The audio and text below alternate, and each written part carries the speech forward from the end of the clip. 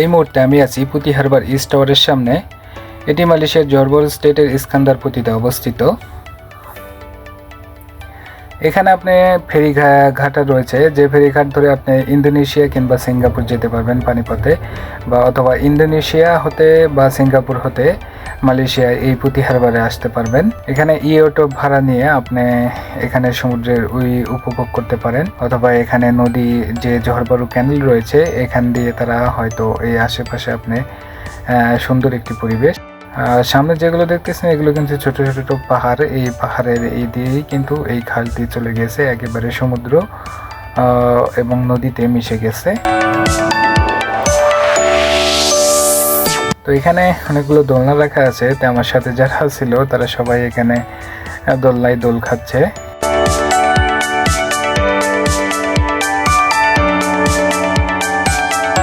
যে বিল্ডিংগুলো দেখতেছেন এই বিল্ডিংগুলো কিন্তু 2009 সালে এস্টাবলিশ করা হয়। তো এটি একটি ইন্টারন্যাশনাল ফেরিঘাট এবং এখানে ট্যুরিজমের জন্য বিভিন্ন সিস্টেম করা আছে যা ট্যুরিস্টদের আকর্ষণ করার জন্য। তো পাখিটা খুব সুন্দর লাগতেছে।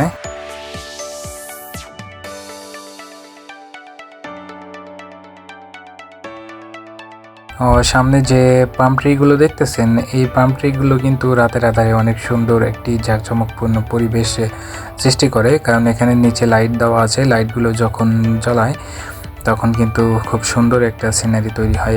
এখানে টুরিস্টদের জন্য মাঝে মাঝে বিভিন্ন অনুষ্ঠানের আয়োজন করা হয়, কিন্তু এখন আজকে আমরা যে টাইমে এসেছি আসলে কোনো টুরিস্টের না।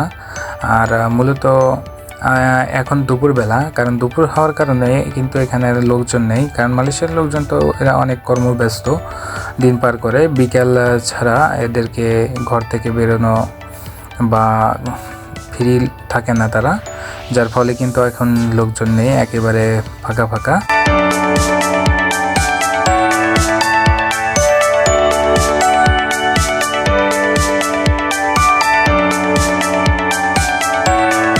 এটা মার্কেট এরিয়া।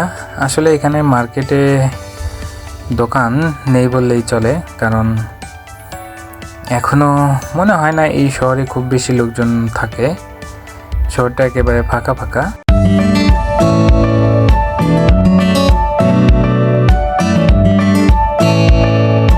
ম্যাক্সিমাম দোকানই বন্ধ।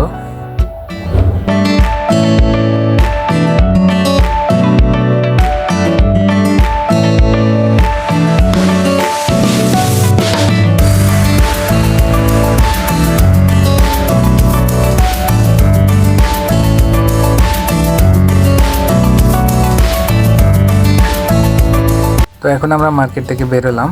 তো আমরা অন্য একটি কাজের জন্য যাব, যার কারণে এখানে আর বেশি দেরি করা হবে না। তো দেখি সামনে গিয়ে বাস পাই নাকি। তো এখানে এসে আসলে বাস, আমরা যে জায়গায় যাব সেখানে বাসের কোনো ব্যবস্থা নেই। তো এখন আমাদের ট্যাক্সি বুক করে যেতে হবে। তো বন্ধুরা, ভিডিওটি ভালো লাগলে অবশ্যই লাইক, কমেন্ট, সাবস্ক্রাইব করে যাবেন।